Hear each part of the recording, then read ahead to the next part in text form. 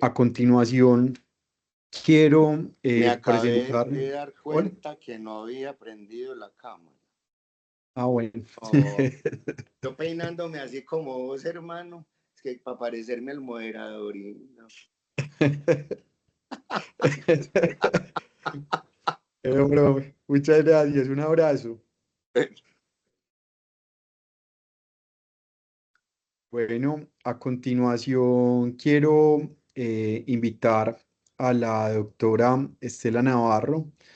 La doctora Estela Navarro es especialista en anestesiología de la Universidad CES, especialista en medicina crítica y de cuidados intensivos de la Universidad Pontificia Bolivariana, es magíster en bioética, pues, y la quisimos invitar a que nos pudiera ayudar con una charla llamada Adecuación del esfuerzo terapéutico en urgencias, dado su gran conocimiento en el tema y su gran experiencia que ha tenido en estos días. Entonces invito a la doctora Estela que nos pueda acompañar en este momento y agradezco si tienen alguna inquietud, nos las hagan a través del PR y estamos atentos al finalizar este ciclo de charlas en intentar responderlas. Si no las podemos responder al mismo, pues las vamos a ir respondiendo en el transcurso del simposio. Muchas gracias. Bueno, buenas tardes a todos. Muchas gracias por la invitación. Pablo, muchas gracias por todo lo que has gestionado para este evento, que le has metido como todas las ganas, por tenerme en cuenta y por poner estos temas de fin de vida al frente, que sé que tendemos a tener dificultades con ellos y me parece muy importante que los estemos tratando. Lo primero quiero que me digan es si estamos viendo si la presentación está pasando. Profe, si quiere le pone ya presentar, pero ahí se ve de forma adecuada. Si quiere le da ya presentar y ya se está viendo. Créeme que la tengo en modo presentar. Eh, Eh, nada. Ahí está todavía en modo en moderador. Espérate un momentico, entonces dejo de... Pongo presentación. Share. Windows. Decime si ya. Ahí sí, profe, perfecto. Ahí sí Muy la bien. vemos. Bueno, entonces nuevamente muchas gracias por la invitación, por estos temas que generalmente son importantes de tratar y que sin embargo siempre se quedan en el tintero. Entonces vamos a tratar como de tratar de condensar algunas cosas que se han mencionado, traerlas nuevamente acá y explicar un poco lo de ecuación del esfuerzo terapéutico. En el discurso de muerte digna, como ahorita se mencionó, aparece eutanasia, pero en la normativa también se incluyen varias opciones que son la adecuación del esfuerzo terapéutico, que incluye el rechazo de tratamientos, los cuidados paliativos, que incluyen la sedación, y cuando el paciente no fallece en este proceso, o por el contrario, cuando el paciente se le obliga a continuar viviendo en una situación que él no hubiera querido, entramos a un cuadro de distanasia, que es una situación que puede generar no solamente angustia y sufrimiento, sino repercusiones legales. Nadie puede declararse objetor de conciencia a que un paciente solicite cualquier forma de muerte digna. Sobre la solicitud de ninguna de ellas hay objeción de conciencia ni personal, ni institucional, ni siquiera instituciones confesionales en la ciudad, en el país. Básicamente sobre lo que se puede decir objeción de conciencia es sobre la eutanasia para realizar el procedimiento o para pertenecer al comité. Eso quiere decir que todas las demás hacen parte del deber ser de un acto médico de acompañamiento de un paciente y no es un proceso de especialistas, no es un proceso en el que no podamos tomar parte, sino que es un proceso que la sociedad nos está pidiendo a gritos que lo empecemos a tomar, porque el escenario de distanasia es lo que nos ha llevado a grandes dificultades en nuestro contexto. Entonces, ¿qué es la adecuación del esfuerzo terapéutico? Incluye el no inicio o retiro, cualquiera de las dos. O sea, si un paciente llega en falla respiratoria, yo decido no intubarlo, pero si lo intubé, lo puedo extubar. Hasta ahí vamos. De tratamientos, terapias, dispositivos, insumos, puedo quitar el ventilador, puedo quitar la máquina de diálisis, puedo quitar los antibióticos, los vasopresores. De estos que buscan prolongar la vida, entonces vamos a suspender estos tratamientos que buscan prolongar la vida, pero no se busca la muerte como una causa directa. Y eso es muy importante. Cuando se inicia la ecuación del esfuerzo terapéutico, no estamos buscando que el paciente fallezca.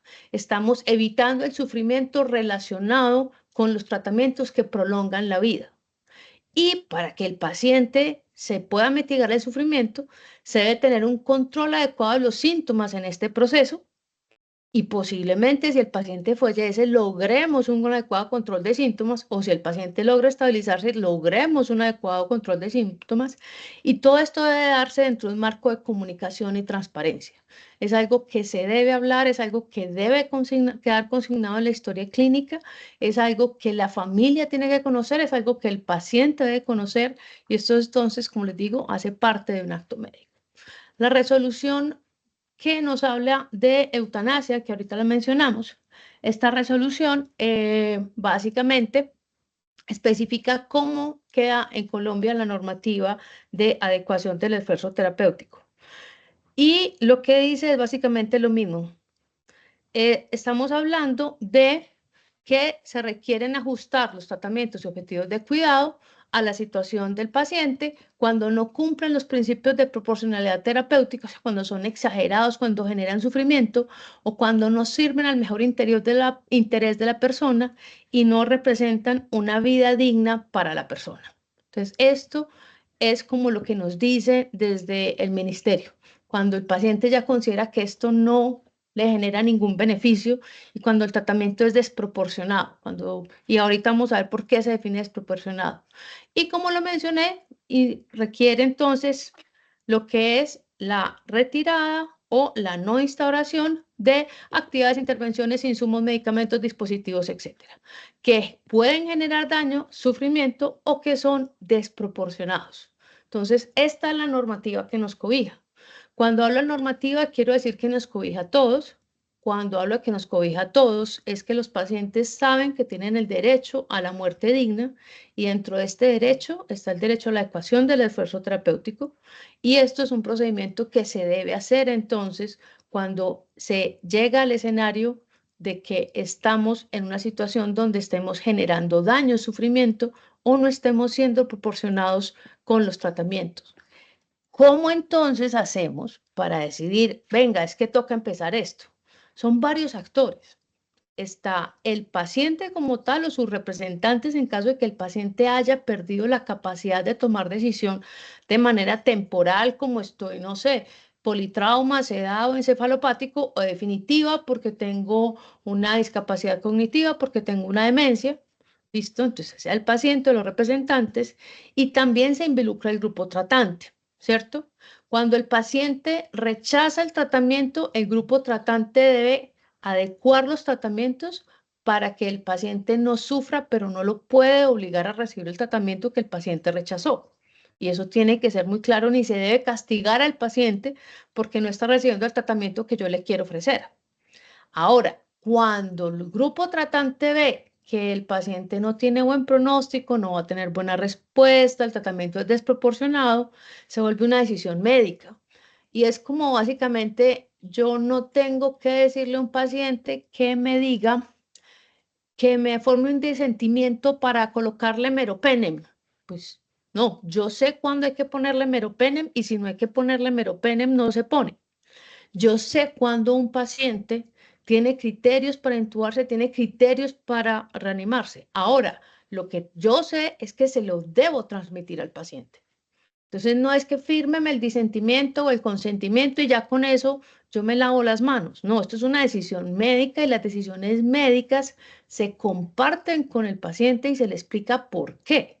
Entonces, ¿por qué a su papá no lo vamos a intubar? Porque si lo conectamos a un ventilador, su papá no va a poder volver al pueblo, que eso es lo que me dijo que era más importante para él. Ah, me queda muy claro. No lo vamos a conectar a un ventilador porque la enfermedad que tiene no va a mejorar a pesar de la ventilación mecánica y lo único que vamos a lograr es que el poco tiempo que le queda viva en un ventilador. Eso es una decisión médica que se comparte, pero es una decisión médica que se debe tomar en consenso con el equipo. Y el equipo es los que estamos a cargo del paciente. Y hago énfasis en que no tiene que ser, supongamos, el especialista tratante, porque si un paciente se deteriora a las 3 de la mañana, no hay que esperar a que venga un especialista a que empiece la adecuación, pero el médico, la enfermera, el auxiliar sí deben estar de acuerdo.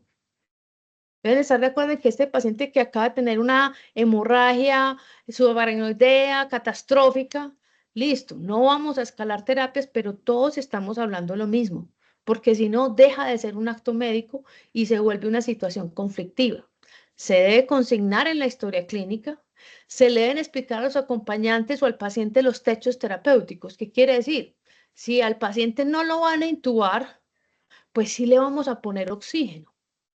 Y en caso de que se deteriore, lo vamos a controlar los síntomas con una sedación. O sabe que el paciente no quiere que lo intuben, sino que acepta es cánula de alto flujo, ventilación mecánica no invasiva. Esos son los puntos intermedios. Entonces, cuando hablamos de adecuación, no es una cosa de blanco y negro, es una situación llena de grises, llena de matices, que si no se hacen de manera adecuada, estamos siendo completamente arbitrarios y estamos ocultando información muy relevante sobre lo que es fundamental para un paciente. Entonces, en este punto quiero ser muy clara porque generalmente se delega esa responsabilidad de la adecuación porque esto es un proceso que se debe seguir, pero el no hacerlo es entrar en un escenario de distancia que también nos puede generar problemas. Entonces, lo que tenemos que hacer es simplemente aprender a hacerlo. ¿Qué consideraciones son muy particulares en emergencias? En emergencias, uno, ¿qué debe saber? ¿Qué es lo que desea el paciente? ¿Qué resultados esperan? ¿Qué implicaciones generan las intervenciones que yo vaya a hacer para el paciente? ¿Qué hacer cuando la urgencia es vital y el pronóstico es incierto y no sé si hay un beneficio o no? ¿Y cuáles son los techos terapéuticos? Entonces aquí empiezan a aparecer diferentes revisiones, bibliografías de cosas que son muy diferentes a las cosas que hablamos los médicos. ¿Listo? Y es, ¿qué le importa a los pacientes? Porque uno en medicina es ambivalente y uno trata las enfermedades y el objetivo es que el paciente no se muera. Pero a los pacientes no les importa únicamente seguir vivos, les interesa es no sufrir. Y entre ese balance, entre estar vivos y sufrir, hay puntos donde dicen, no, venga, si vivir es con este sufrimiento, yo no deseo continuar con ese sufrimiento y deseo entonces que si lo que sigue es morirme, que me dejen morir en paz. Esto, que es fundamental para el paciente, es el objetivo real de la medicina, que es no hacerle daño al paciente. Entonces uno tiene que saber qué es lo más importante para el paciente, porque si no lo sabe, le va a hacer daño. Eso es fundamental. Entonces, ¿qué hay que preguntarle a un paciente? ¿Qué es lo que más le pregunta? ¿Qué le preocupa a usted? ¿Por qué vino hoy? ¿Qué cree que va a pasar con su salud? ¿Qué cree que puede pasar después de que salga acá? ¿Qué es lo que usted espera después de esta visita a emergencias? ¿O qué es lo que usted está deseando de que ocurra después de esta visita? Que los médicos tienen que pensar es realmente qué es la causa por la que el paciente vino. Porque el paciente no viene porque está saturando 85. El paciente viene porque está asfixiado. El paciente no viene porque tiene 60-30. El paciente viene porque se siente mareado. Entonces yo tengo que traducir la medicina a las necesidades del paciente. Y en esto, entonces, yo tengo que hacer algunas preguntas básicas. ¿Qué quieren la mayoría de esos pacientes? En este mismo artículo mencionaban, primero, saber qué tienen. Eso no quiere decir que necesita que se los traten.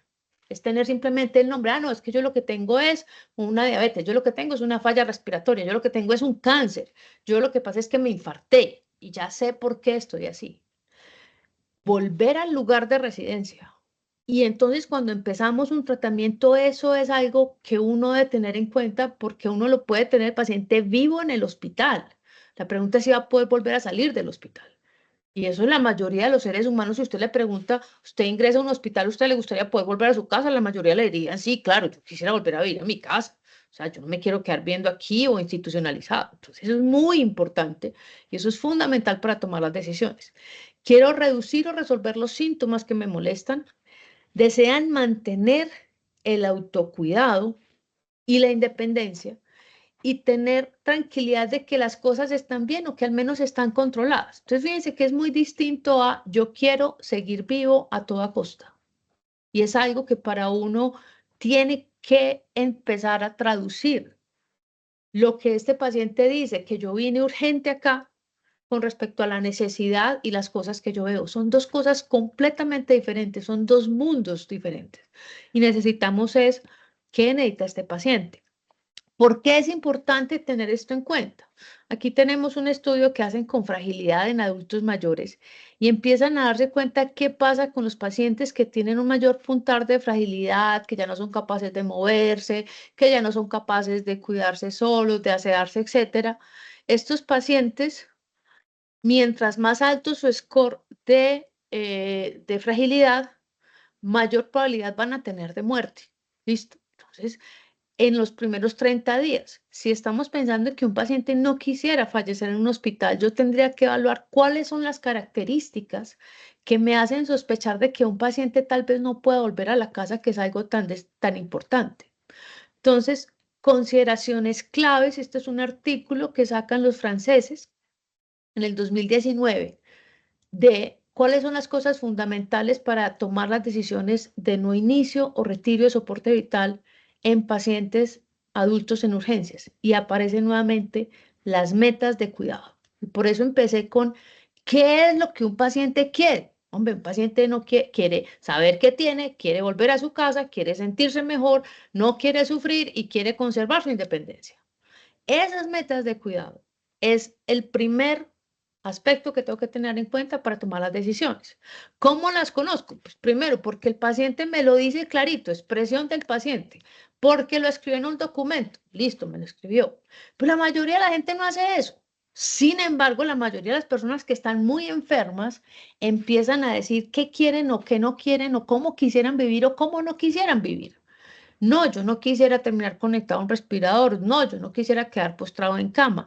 No, yo si no soy capaz de volver a comer, no quiero. Entonces, ¿eso qué me implica? Que si a mí me están diciendo que ese paciente va a quedar postrado en cama con traqueostomía, gastrostomía, ese familiar sí tiene la capacidad de decirme, no vamos a hacer eso porque mi papá, mi mamá, mi tío, mi hermana, mi primo, mi esposa me dijo que él no quería quedar en esta situación.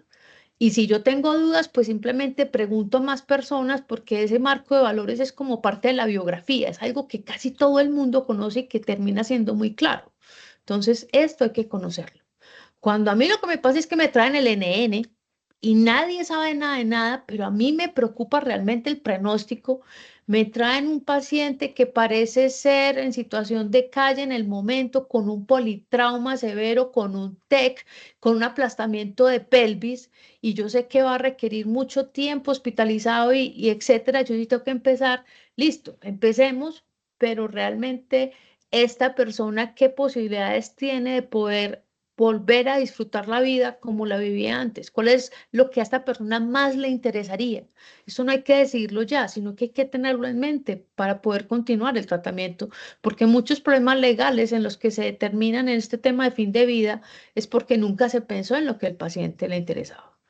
Si no sé sobre el paciente, el NN, las decisiones no se deben basar únicamente en la edad, sino en todos estos scores pronósticos que yo puedo empezar a ver. Es que tiene tanta edad, pero es que la función renal está así, el potasio está en 7, llegó en falla respiratoria. Esto sí me habla de un pronóstico, porque la edad no es un marcador de pronóstico único. O sea, la edad se mide en conjunto en muchas escalas.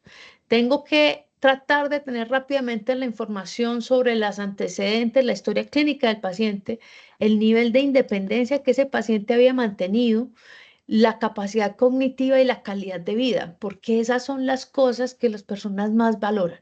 Y con estas cosas empiezo a decir, vamos a continuar este tratamiento, con este vamos a esperar, o venga, este tratamiento que lo habíamos empezado, lo vamos a suspender. ¿Por qué lo tengo que hacer? Porque tengo que pensar, venga, ¿cuál es el beneficio de este tratamiento que lo va a mantener vivo versus la carga que genera, las implicaciones de no poder volver a la casa, tenerme que quedar institucionalizado, quedar postrado en cama? Eso lo tengo que considerar. El ingreso a UCI no implica la mejoría en la calidad de vida de los pacientes, y eso es algo que uno sí se lo puede decir a cualquier persona en emergencia.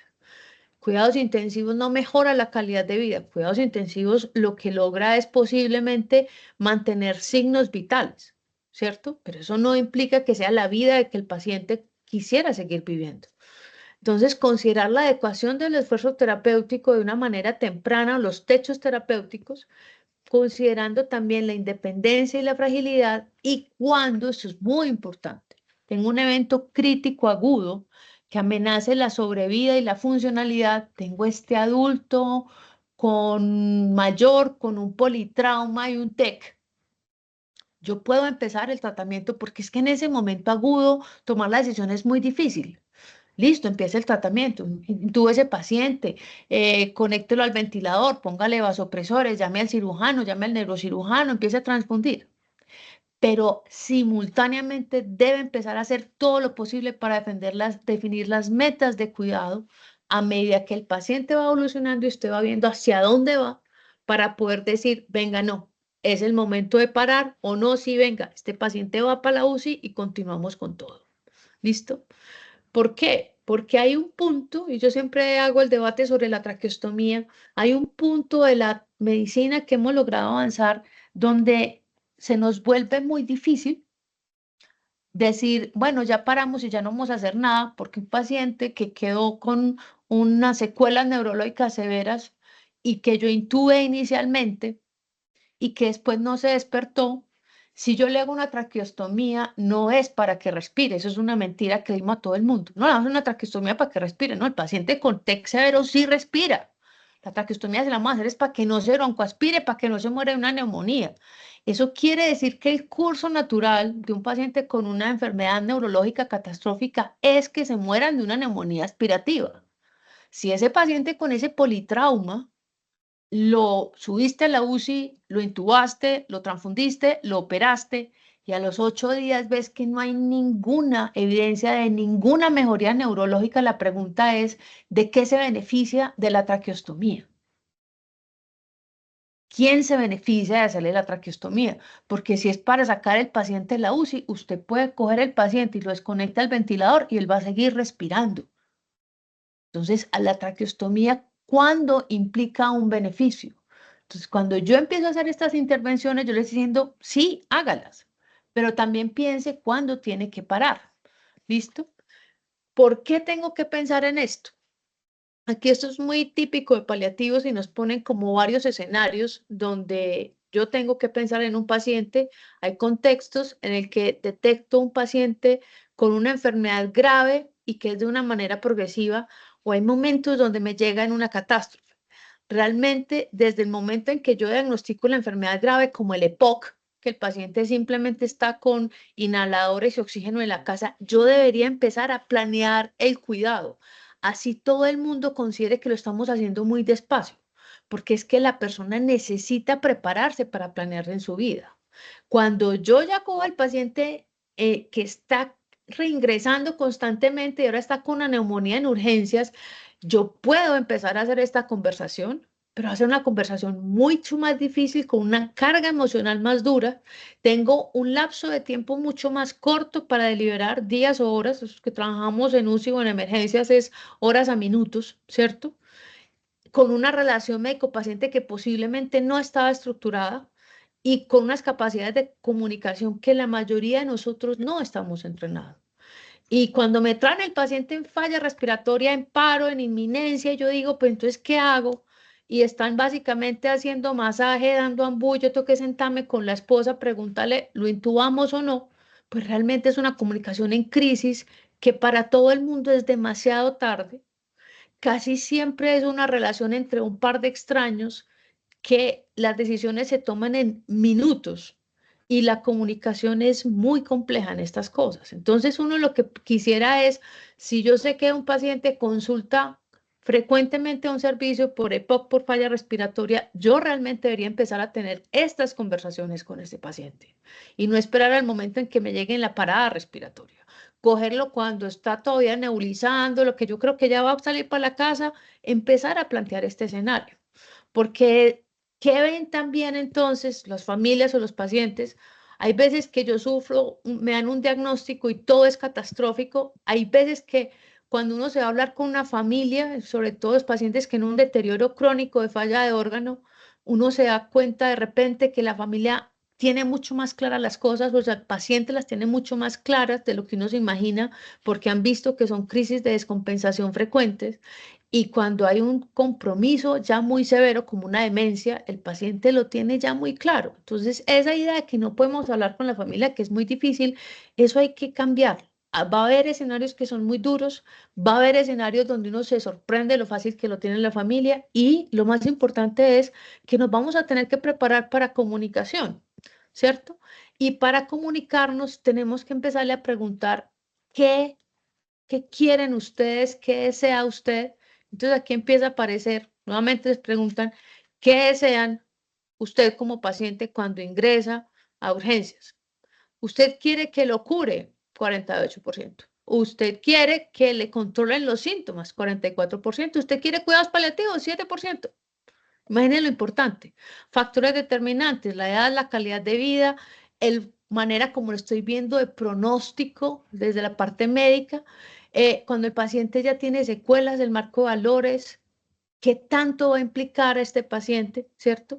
Y todas estas cosas yo las empiezo a conversar con el representante, incluyo el marco de valores, decido los techos terapéuticos para finalmente documentar esto en la historia clínica. Entonces, listo, tengo 5 minutos. Llega un paciente a urgencias. ¿Qué hago? Me siento con el paciente y la familia. ¿Ustedes qué saben y qué está pasando ahora? Trato de averiguar qué hubiera querido el paciente. Y uno no pregunta si usted quiere que lo intuben, porque es que los pacientes la mayoría de las veces, a no ser de que hayan pasado por la UCI, no saben qué implican, qué es estar intubado. Esa no es la pregunta del paciente. La pregunta es, ¿usted quiere volver a su casa? ¿Usted quisiera poder volver a pararse? ¿Usted qué opina de quedar postrada en una cama? ¿Usted qué opina de perder su independencia? ¿Usted qué opina de tener que respirar por un hueco acá que no le va a permitir que le salga la voz de manera normal? Eso es, y eso se puede hacer en minutos. Tratar de poner mucho foco en lo que el paciente en algún momento me dice que es fundamental, y pacientes que te dicen, para mí lo más importante, doctora, es yo poder seguir comiendo solo. Listo. Para mí lo más importante es yo poderme mover en la cama. Listo. Para mí lo más importante es no quedar nunca postrado en cama. Eso es fundamental. Cuando yo ya logré esas cosas básicas, yo soy quien le traduzco al paciente qué va a pasar con los tratamientos. Si mi paciente llegó en falla respiratoria y él quiere seguir saliendo con su perro a caminar 4 cuadras y tiene un EPOC avanzado, yo tengo que ser muy honesto a la hora de decir qué nos va a pasar si te intubamos en este escenario, ¿cierto? O qué te puedo hacer para que realmente puedas mantener la vida que vos querás. Y si no vamos a lograr esa calidad de vida que vos querés, ¿cómo vamos a hacer para que lo que siga sea lo mejor para vos? Porque si no lo voy a lograr, entonces ya no significa que entonces, como no vas a poder vivir bien, ya sí te voy a intubar, ya sí te voy a hacer de todo. No, como no lo vamos a lograr, ¿qué querés que hagamos para que te sientas lo mejor posible?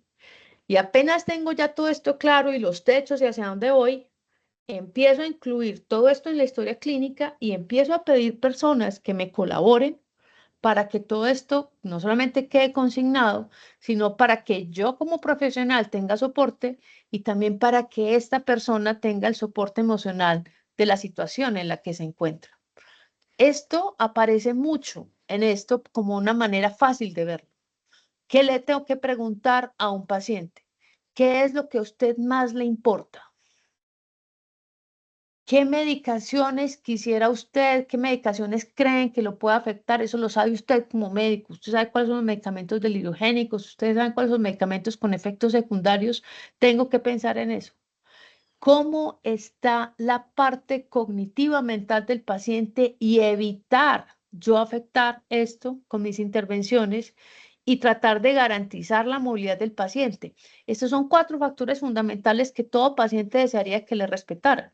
Entonces, cuando yo hago estas preguntas de las cosas que más importan, ¿cierto? Y hago esto en el día 0 y hago esto en el día 90, entonces cuando llego en el día 0 dicen, yo quiero cuidarme, yo quiero poder continuar con medicación, yo tengo preferencias de fin de vida, me preocupan, no sé, la parte económica, etcétera, que deseo de esta estancia en urgencias que me mejore, saber qué tengo, y a los 90 días les preguntan y nuevamente aparece. A los 90 días vuelven y dicen, ¿usted qué quiere? Yo quiero seguir siendo capaz de cuidar por mí mismo, poderme tomar mis medicaciones, tengo preocupaciones por... ¿Sí me entienden? O sea, vuelve y aparecen los mismos ítems. Entonces esto hay que tenerlo muy claro a la hora de conversar con los pacientes. Porque si yo traigo este paciente que está en falla respiratoria, yo tengo que saber muy bien qué es lo que espero. Porque en un minuto yo sí sé hacia dónde vamos y si nos vamos a intubar o no. Y yo le puedo decir a una persona, vea, usted está muy mal, en malas condiciones, si no lo intubo, se muere, dígame si lo intubo o no lo intubo. Y esa persona posiblemente me va a decir, doctora, intúbeme. Yo también le puedo decir, vea, usted está en malas condiciones, le está fallando los pulmones. Yo tengo la opción de conectarlo a máquinas, pero yo no sé si usted desea estar conectado a máquinas, que para usted es más importante poder volver a la casa y si no vamos a lograr desconectarlo y usted está con mucha asfixia, ¿qué es lo más importante para usted? Que controlemos la asfixia. Eso es lo que estamos buscando en este momento y eso lo podemos lograr en una conversación muy rápida porque eso es lo que nos toca tanto en escenarios de emergencias como en UCI, son conversaciones muy rápidas donde uno puede tratar de ayudarle al paciente a decir hacia dónde vamos y yo no le tengo que vender la muerte, yo le tengo que decir voy a tratar de buscar lo que para usted sea lo más importante, lo que realmente lo beneficie y que yo no le vaya a hacer daño haciéndole una cosa que usted no aceptaría. Y si ya llegamos a este escenario, y alguien me traduce esta voluntad del paciente, empezar a decir, listo, ¿cómo vamos a empezar a desmontar todo este soporte? ¿Qué pasa cuando lo extubemos? ¿Qué pasa cuando le quitemos los vasopresores? ¿Cómo le vamos a dejar el oxígeno? Y eso lo tengo que considerar yo también e incluso hacer estas intervenciones. Ahora, si mi paciente se estabiliza y va bien, pues entonces, ¿y usted quiere seguir? Sí, venga, entonces listo, perfecto, nos vamos, nos hacemos toda la rehabilitación que sea necesaria en cuidados intensivos, lo que sea, porque si usted lo que desea es esta calidad de vida y lo estamos cumpliendo, nadie tiene afán de que usted se muera. Lo único que estamos preocupados es que usted no sufra, ¿cierto? Entender que el concepto de calidad de vida de cada uno no es el concepto de calidad de vida del otro. Para muchos de nosotros tener algún tipo de lesión que nos genere una discapacidad física puede parecer catastrófico, pero para muchas personas que lo viven no. Y fíjense que nuevamente aparece la idea del paciente de qué es lo que para mí es más importante y la parte de poder ver y entender lo que me está ocurriendo es fundamental. Pero considerar también cuando tengo un paciente al frente en una condición de que es un paciente que yo vea un deterioro progresivo y decir cuál es el objetivo de este tratamiento, entender que continuar un tratamiento a veces es tranquilidad para el médico, tranquilidad para la familia, a costa de un sufrimiento indescriptible para un paciente que ya no puede defenderse y que la obligación como uno, pues de uno como médico también es respetar y hacer que el paciente nadie le vaya a hacer daño. Entonces, también nuevamente ahí tenemos que tener un rol activo cuando se nos están imponiendo situaciones por parte de la familia, por parte de otros profesionales, y tenemos muy claro que esto no es lo que el paciente desea. Parte de nuestro rol es coger y decir, lo siento mucho, yo considero que tenemos que parar y nuevamente nos vamos a reunir, vamos a buscar un consenso, vamos a hacer acompañamiento a esta familia en caso de que lo requiera, vamos a hacer todas las intervenciones que sean necesarias, pero no vamos a manejar una crisis que estamos viviendo a expensas de tratamientos, costos y sufrimiento que le va a tocar vivir a un paciente. Y esto era lo que tenía para decirles. Profe, muchísimas gracias por su apoyo, por su entusiasmo con estos temas, pues y más a los locos que nos da por estudiar este tipo de pacientes críticos, pues también entender el lado humano. Muchísimas gracias por su compañía, profe. Con todo el gusto. Bueno, y continuando entonces con estos temas, quiero invitar en este momento a la doctora Fabiola. Voy a poner un momentico acá, un segundo. eh,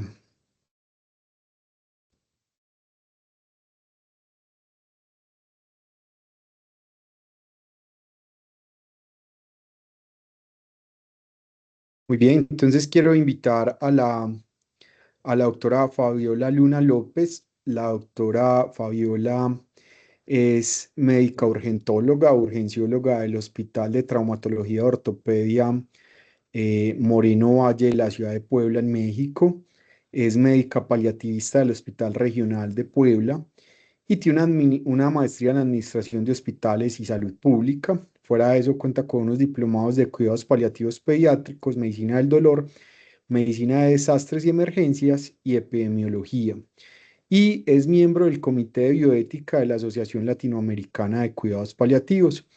La doctora nos va a acompañar en este momento con el cuidado paliativo en trauma. Y pues le agradecemos pues esta compañía a la doctora porque también queremos ver como el aspecto desde otro punto de vista, sobre todo desde el área de urgencias y de cuidado paliativo desde México. Entonces agradecemos a la doctora por su compañía y le abro el micrófono para su charla. Ok, muchas gracias. Me imagino que tú eres Pablo, el contacto, la persona que hizo contacto conmigo precisamente para llevar a cabo esta ponencia. Así es, doctora. Entonces, realmente agradezco mucho y digo, me retrasé un poquito por situaciones, pero creo que fue ideal la introducción que dieron el doctor Alejandro y la doctora Estela, precisamente para hablar pues de esta situación que les voy a comentar ahorita. En México, paliativos es un área de la medicina que está sumamente en pañales y en general, a nivel mundial, urgencias es otra especialidad que está muy irregular. Algunos países no la visualizan como especialidad, algunos países no cuentan con la capacitación, diferentes especialidades se encuentran cubriendo esta área y para lo que nos dedicamos a esto, realmente ser urgenciólogo es adrenalina, como decía la doctora anteriormente. A veces nos justificamos en la toma de decisiones para decir es que a mí no me da tiempo platicar con el familiar o con el paciente. Pues eso es lo más importante, porque al final de cuentas podemos hacer tantas cosas nosotros con tanto equipo con el que contamos, pero si realmente no le va a ayudar eso al paciente o lo que el paciente en ese momento necesita es controlar el dolor, tomar decisiones, no va a funcionar esto. Entonces, ay, déjenme ver. No encuentro. Ah, ya la encontré. Para compartir la pantalla. Listo. ¿Ya se ve la pantalla? No, Doc, esperemos un momentico. Ahora sí, ahí sí se ve, Ok. perfecto, ya está Bueno. ahí se ve. Me tocó platicar con ustedes cuidados paliativos y trauma, que es un área que me encanta y me fascina. La ciudad de Puebla, de donde yo soy, es un estado que se encuentra prácticamente al sur de México. Estos son los dos hospitales en los que trabajo, así que en la mañana soy médico paliativista y por la noche soy médico en trauma en un hospital de tercer nivel que se dedica exclusivamente a manejo del trauma. Nosotros sabemos que dentro de urgencias podemos categorizarlas en tres grandes bloques el trauma metabólico, el trauma, las urgencias metabólicas, las urgencias traumáticas y también las urgencias quirúrgicas. Y de acuerdo cada uno de estos escenarios nos va a poner límites y nos va a poner también dificultades para tomar decisiones. Porque en una urgencia metabólica ya tenemos un antecedente de que el paciente está enfermo, de que de alguna manera alguien ya le dijo que esa enfermedad crónica no se va a curar. y que si fue a una consulta externa con un médico sensibilizado, probablemente ya le tocó el tema de que va a llegar un punto en donde esto se va a volver terminal. La urgencia quirúrgica también conlleva unas características muy propias porque es súbita, es generalmente en pacientes sanos, jóvenes o a lo mejor con una patología crónica controlada, que de manera rápida se está poniendo una gravedad terrible de que llega chocado, que llega con acidosis láctica, pero que si se hace el procedimiento quirúrgico a pesar de que está en el límite incluso de un ciclo de reanimación que fue presenciado en el hospital, le va a ir bien porque se resolvió. Pero ¿qué pasa con el escenario de urgencias trauma? Es muy complejo, porque aquí estamos hablando de pacientes jóvenes, de una población donde en la mañana estuvo desayunando con su familia, donde se despidieron, donde hicieron planes para llegar a comer en la tarde y que 2 horas después le están avisando a un familiar que tiene que venir al hospital porque tuvo un accidente en carro, porque la atropellaron y que al llegar al hospital le tenemos que dar el informe que llegó muerto su paciente o que es cuestión de horas para que él fallezca.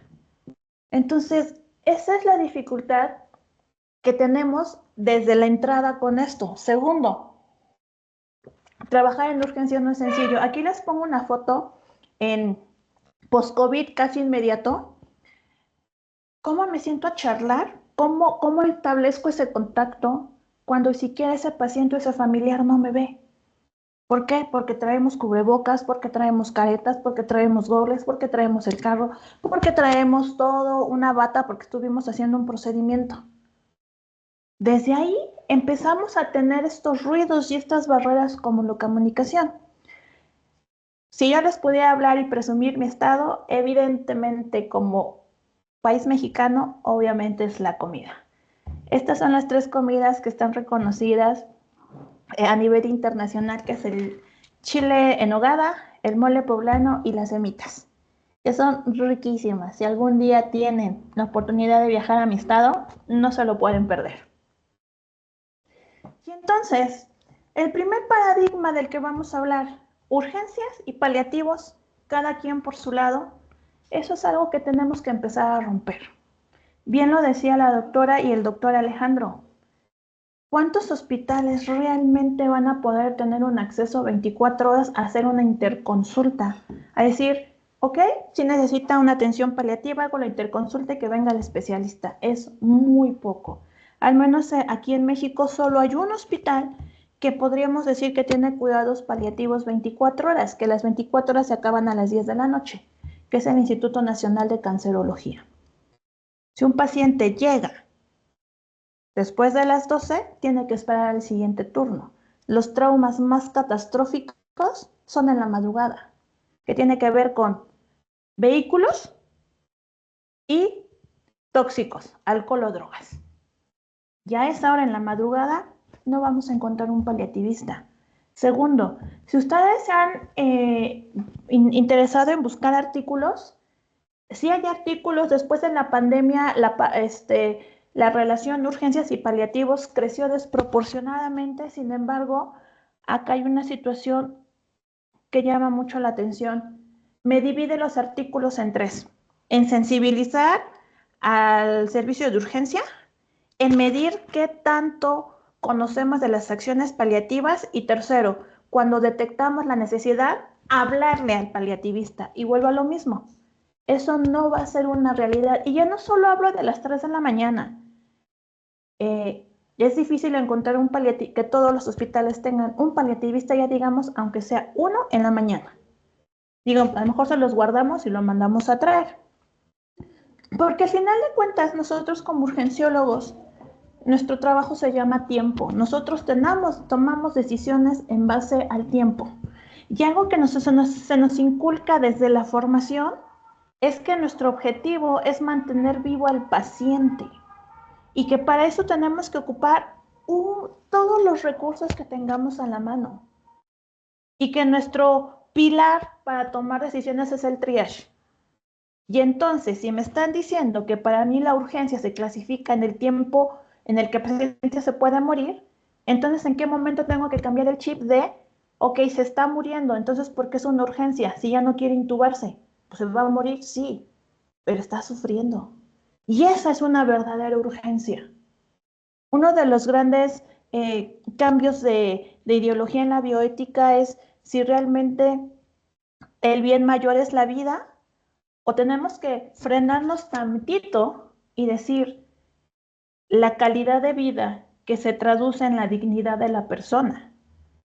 ¿Qué es para ti lo adecuado? Y es ahí donde entramos en un área demasiado compleja, porque cada quien tiene sus propias vivencias para determinar qué es lo importante. Nosotros, con el área de urgencias, nos movemos en dos sentidos, en urgencias sentidas y en urgencias reales. Y eso es lo que nos limita, más bien nos hace tomar decisiones para tratar al paciente. Un paciente que viene saturando el 40% y que ya viene con frecuencias respiratorias de 4, lo primero que pasa por nuestra mente es tubo. Y tubo porque si no va a caer en paro y entonces hay que reanimar. A ver, detente un momento, respira y piensa, ¿eso es lo mejor para el paciente en este momento? ¿O es lo mejor para mí?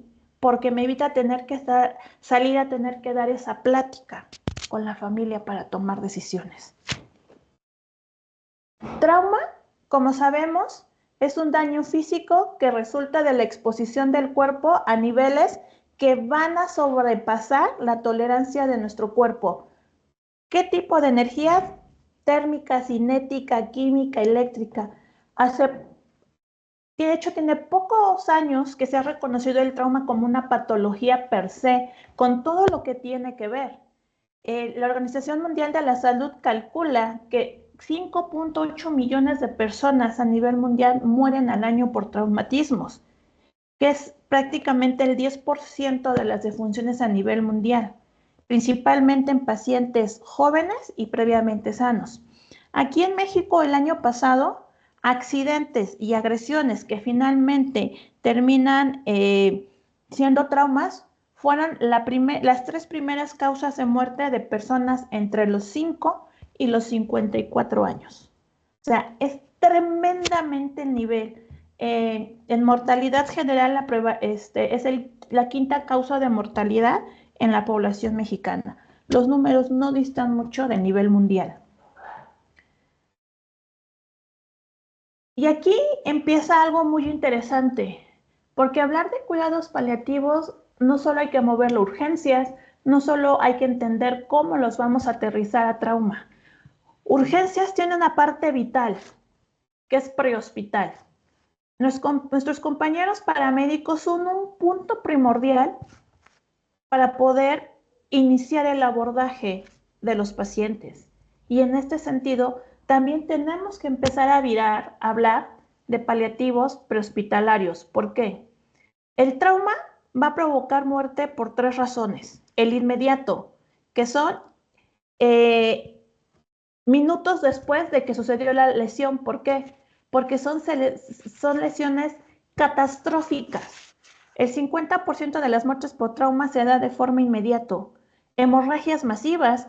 Acuérdense que nuestro lineamiento para contención del paciente y para valoración ha cambiado, dejando el ABC, el CAB, primero controla la hemorragia. Si no controlas la hemorragia, no puedes seguir valorando porque no vas a estabilizar al paciente. Y segundo, daño neurológico severo. Si el centro que hace que respires y que haya frecuencia respiratoria y lo demás está colapsado, no importa lo que le hagas, esto no va a funcionar. El otro 30% que sobrevive va a fallecer de manera precoz porque un trauma en 72 a 48 horas evoluciona a complicaciones metabólicas. ¿Por qué? Recordemos que lo primero que se complica durante el proceso agudo es una acidosis láctica, que prácticamente va a llevar a un deterioro de toda la economía. Y entonces empezamos con pHs bajos, no van a funcionar medicamentos, no van a funcionar aminas, empiezan a morir las células, insuficiencia renal, insuficiencia hepática, se empieza a sacrificar intestino. Ya no es el trauma por sí mismo, sino ya son todo lo complejo, síndrome de reperfusión, rhabdomiolisis, que a lo mejor ya estabilizaste la fractura, ya pasó a cirugía por neuro y le hicieron una craniotomía, sí, pero ahora, ¿y el resto de la economía qué va a pasar? No sé ustedes, pero al menos yo no he encontrado una guía que nos diga en un paciente con traumatismo craneoencefálico caracterizado por hemorragia cuando le empiezo la tromboprofilaxis, porque ese paciente va a estar postrado en cama y la tromboembolia es una cosa que evidentemente le va a pasar, pero pues arriba está sangrando. ¿Cuándo empiezo? Porque esa es la parte de las complicaciones metabólicas. Y finalmente, de forma tardía, el 20%. Nuestros pacientes se infectan o progresan estas fallas orgánicas hacia una falla orgánica múltiple. Y de los que llegan a sobrevivir, la mayor parte va a quedar con alguna secuela. Una secuela que puede ser no tan impactante por su vida, pero pacientes con secuelas de traumatismo raquimedular, traumatismo craneoencefálico, amputación de alguna extremidad. Y es ahí donde entra lo que nos platicaba la doctora Estela. ¿Y la calidad de vida? Aquí nosotros le decimos el paquete greses. Gastrostomía, traqueostomía, cistostomía. Y ese paciente no tarda ni un mes en regresar por neumonía o infección de vías urinarias. Lesiones por presión también son una causa tremendamente compleja de cómo fallecen estos pacientes.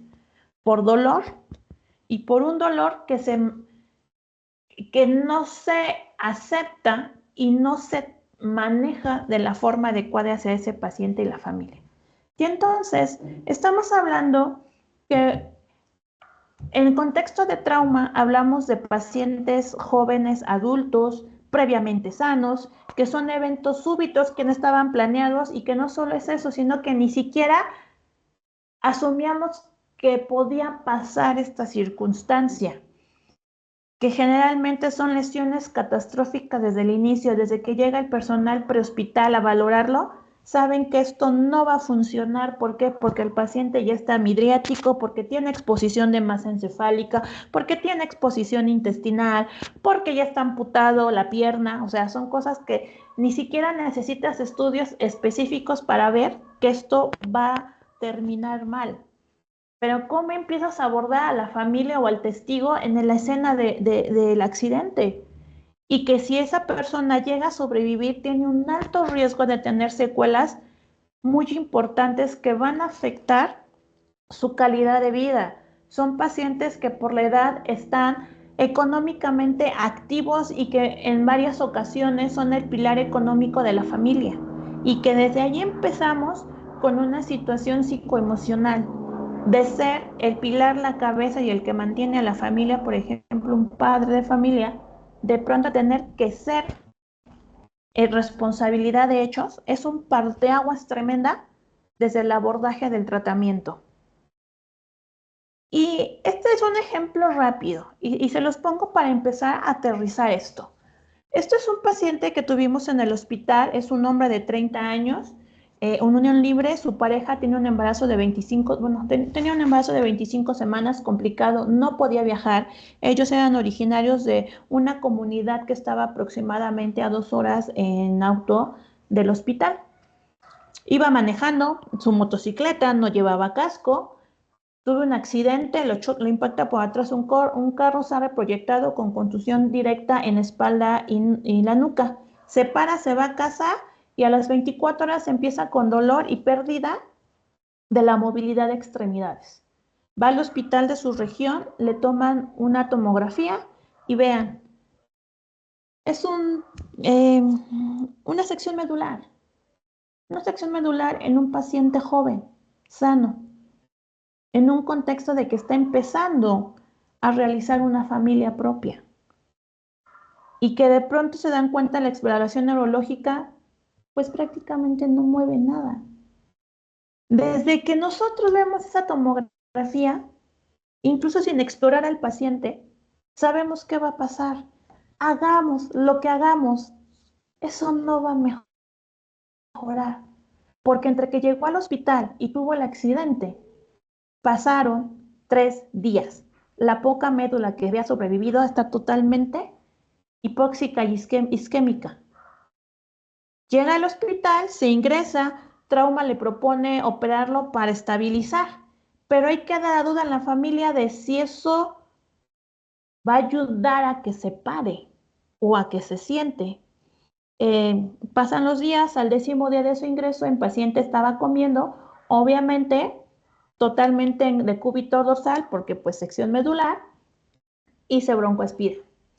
Cuando llego a atender, cuando llega mi turno, el paciente está con frecuencias respiratorias de 28 a 30, saturando 70-85, mascarilla 15 litros por minuto, 70-90 y cardíacas de 90-120.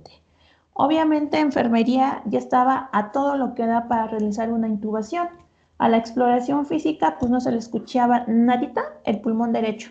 El paciente estaba totalmente desesperado, ansioso, y lo único que alcanzaba a expresar era: me estoy ahogando, me estoy ahogando. Esta placa se le tomó después de la sedación paliativa, y a eso voy. Este es el punto al que quiero llegar. ¿Qué tanto le vamos a aportar con la intubación a este paciente? Porque, para empezar, es una vida difícil. Segundo, a la hora de intubarlo, podemos terminar de luxar lo que todavía quedaba ahí más o menos armónico, o sea, lo voy a completar. ¿Y la operación le va a ayudar? O sea, la operación solo es para estabilizar, no va a hacer nada, y al final de cuentas, la lesión es muy alta, C5. En ese momento todavía tenía comprometida la respiración, pero es un riesgo de que pueda llegar a comprometerse aún y con la operación de ortopedia. Se habló con el paciente, se le explicó, la esposa no podía venir porque, como les comentaba, no podía viajar por la situación de su embarazo. Al cuidado estaba una hermana y su papá. Él dijo: si me voy a quedar así, yo no quiero vivir, no quiero ser una carga. Se le volvió a explicar en ese momento, fuimos a traer al residente de ortopedia porque no había escrito, que le explicara qué era la cirugía, y al final de cuentas cuál era realmente el objetivo de la cirugía. Lo comprendió en presencia de la hermana y el papá. Se quedaron los tres a platicar y el paciente decidió no intubarse. Y fue una decisión que tomó él, y como testigo su familia, se hicieron todos los consentimientos que se tenían que hacer y se decidió sedar, porque lo único que pedía es que no se quería morir ahogado porque se estaba muriendo terriblemente. Se hizo la sedación paliativa, mejoró el paciente y el paciente todavía tuvo una sobrevida de otros 10 días. Lo pudimos despertar por las mañanas, pudo seguirse despidiendo de su familia. La esposa no viajó, pues digamos sí la esposa, pero pudieron hacer videollamadas. Él pudo dictarle una carta a su hermana para cuando naciera su hijo. No sabían si era niño o niña porque él no quería saber. Y murió tranquilo, sedado, sin ahogarse, y despidiéndose y arreglando su vida para el hijo el que venía. Es difícil, es muy difícil, pero todo esto se dio en una sala de observación de urgencias, porque eso es lo que nos toca hacer: salvaguardar la dignidad del paciente. Porque al final de cuentas, algo que debemos entender tanto desde el área paliativa como en el área de urgencias, que yo no puedo ejercer el abordaje paliativo de forma convencional, como me lo marcan las guías de cuidados paliativos hecho para personal de paliativos. Nosotros tenemos que empezar a tener esta visión de que los procesos los tenemos que adecuar a la realidad que vivimos en el servicio de urgencias, en todo el contexto, porque es diferente. Tiempo, situación de los pacientes, recursos, desde las áreas. En urgencias es muy raro que un hospital tenga un área que esté tranquila, en donde le podamos dar privacidad a las personas para platicar sobre lo que va a pasar y entonces qué vamos a hacer. No sé ustedes, pero estas son fotos de un área de urgencias de cualquier hospital aquí en nuestro país. Si se inunda es el primero que se inunda. Si se sale el drenaje es el primero que le entra. Una sala de choque después de una reanimación y sobre todo en trauma no es el área ideal para que entre un familiar a despedirse de su familiar porque es caótico. Si de por sí ya vienes con una situación tremenda porque te acaban de decir que murió alguien, imagínate entrar a despedirte en una sala donde estás así, porque así quedan nuestras salas. La atención no es 1 a 1, somos un montón de especialistas abordando al mismo paciente porque en ese momento lo requiere. No, de alguna manera esa intimidad también se rompe. ¿Por qué? Porque en ese momento tenemos que entrar todos a valorar al mismo tiempo para decidir qué hacer y si hay que hacerlo, en ese momento se hace, mientras que por otro lado estamos haciendo otras actividades. La intubación en el piso no es algo extraño en estas áreas. ¿Por qué? Porque están llenas. Un servicio de urgencia siempre va a estar sobresaturado. Y no es por una situación administrativa de urgencias, es porque no hay a dónde subirlos a piso. Entonces, desde aquí ya tenemos otra circunstancia que tenemos que empezar a visualizar, que todos esos protocolos no los podemos bajar así igualito, los tenemos que ir adecuando. Nosotros, a la par de que tenemos que ver las urgencias paliativas que están haciendo sufrir al paciente, tenemos que seguir abordando las urgencias reales, donde todavía podemos aportar algo para la sobrevida y calidad de vida del paciente. Y entonces aquí se complica más, porque si nada más tengo una cama y tengo un midazolam, y llega un paciente que tiene un choque anafiláctico y que lo tengo que intubar, y llega el otro paciente que viene desangrándose, pero que ya es terminal y le está doliendo y se está ahogando, y lo tengo que dar sedación paliativa, y nada más tengo un medicamento, ¿a quién se lo voy a dar? Porque esa es la realidad que vivimos nosotros. Tengo una cama, o sea, realmente las cosas que a veces sí tenemos que, ¿y ahora a quién se lo doy? ¿Sale? Tenemos que equilibrar esa situación de importancia. El escenario en donde vamos a dar malas noticias, ya les comentaba, tanto el paciente como el familiar, no es el ideal, porque para empezar no hay una privacidad que es sumamente importante. Tenemos minutos para tomar decisiones. Una parte del equipo se tiene que quedar a estabilizar al paciente y otra parte del equipo tiene que hablar con el familiar. Y si a veces hablo de equipo, de que enfermera y médico, no hay más, nos tenemos que dividir. Porque no es como decir, pues vaya a pensar si lo intubo o no lo intubo. Intubación es una emergencia. Tengo cuestión de minutos para tomar la decisión. ¿Qué también nos enfrentamos? Pues que ingresan pacientes desconocidos. Ya no hablemos siquiera de sus antecedentes. ¿Qué edad tiene? ¿Cómo se llama? ¿A quién le aviso? ¿De qué estaba enfermo? La falta de insumos es una realidad en las áreas de urgencia. Siempre vamos a tener sobredemanda de atención, los ingresos espontáneos. Yo no sé qué me va a llegar y yo no sé si van a llegar al mismo tiempo. Y eso desde administrativo es dramático porque dicen, es que estás vacío. Pues sí, puedes recibir un servicio vacío, pero en los últimos 5 minutos te llega un camionazo, 20 de entrada, así, ¡puc! No se van a quedar todos, ¿no? Pero tienes que valorarlo para tomar decisiones. Pocas instituciones cuentan con los servicios de cuidados paliativos, excepcionalmente van a estar 24 horas. Entonces, como les decía hace rato, tenemos que empezar a hablar de cuidados paliativos para urgencias por urgenciólogos. Y en este sentido, yo les propongo esta situación, un pilar sumamente importante para saber cómo voy a abordar al paciente es entender qué escenario estoy teniendo. Yo les propongo estos 6 escenarios. 1, pacientes y familiares que ya saben que están mal, que ya han hecho conciencia y que incluso ya pueden llegar con sus voluntades anticipadas. Pacientes que están en protocolo de estudio, pero ya más o menos saben que están graves y que probablemente ya tuvieron esta charla con su médico tratante. Y que digamos que esto puede ser la forma más fácil, porque ellos mismos ya te van diciendo, mire, hágame, pero si necesito intubación, yo no quiero un ventilador. Hágame, pero si ya no se puede, déjeme ir a casa. Que muy seguramente ninguno de estos 2 escenarios va a ser el de trauma, porque quedamos que es súbito. Segundo bloque, tenemos enfermedades que ingresan a urgencias, que no llegan tan complicadas, que visualizamos que podemos curarlo, que el paciente le puede ir bien, pero algo pasa y se complican de forma súbita y el pronóstico cambia. O un paciente sintomático que entra a urgencias y que se le hace el protocolo y que se hace el diagnóstico de un padecimiento oncológico ya con metástasis. Desde ahí ya sabemos que es catastrófico, que no va a haber curación y que aquí ya tenemos que empezar a hacer ese trabajo de platicar con la familia y el paciente y también hacer conciencia con el propio personal del servicio de urgencias.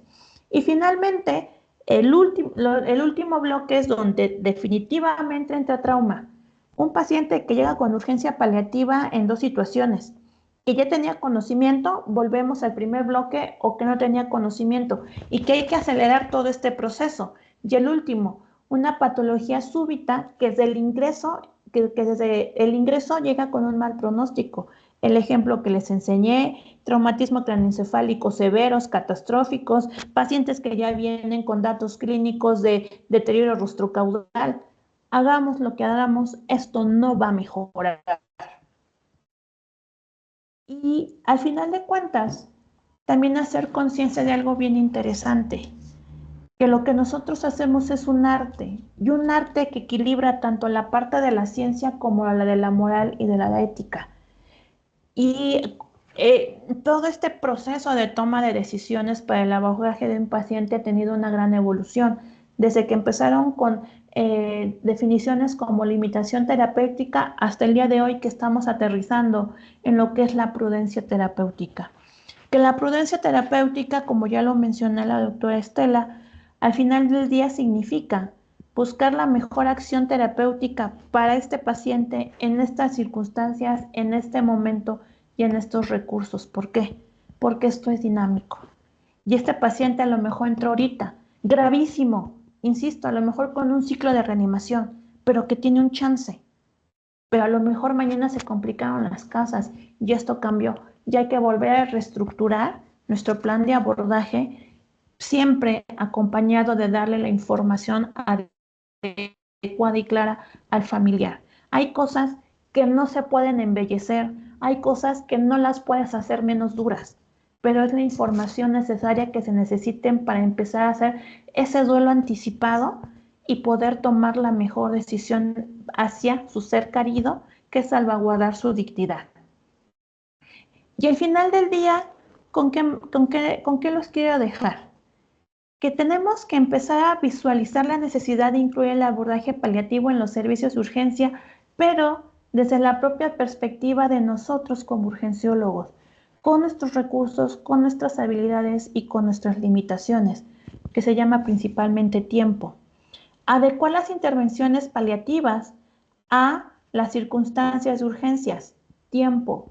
Una sesión ideal de dar malas noticias con una habilidad tremenda que tengas y siendo muy rápido te pueda llevar 40, 50 minutos. En una situación de un paciente que está en choque a lo mejor no los tienes, pero sí necesitas hacerlo. Por eso hay que desarrollarlas y mejorarlas hacia nuestros servicios. Y al final de cuentas, quiero que se lleven que no solo evitar el sufrimiento es el objetivo de cuidados paliativos. Todos los que nos dedicamos a atender a un paciente tenemos que entender que los conocimientos que buscamos y las habilidades que desarrollamos es para esto, para darle dignidad a la persona a través de ofrecerle lo que esté en nuestras manos para que tengan una calidad de vida desde su definición, no desde la mía, porque eso es totalmente diferente. Lo que ustedes entienden como calidad de vida a lo que yo entiendo como calidad de vida. Y eso sería todo de mi parte. Muchísimas gracias por la invitación. Doctora Fabiola, muchísimas gracias por su acompañamiento, por su tiempo, por tenerme paciencia. Te agradezco por tan buena charla y por todas esas cosas que nos ha compartido. Muchísimas gracias.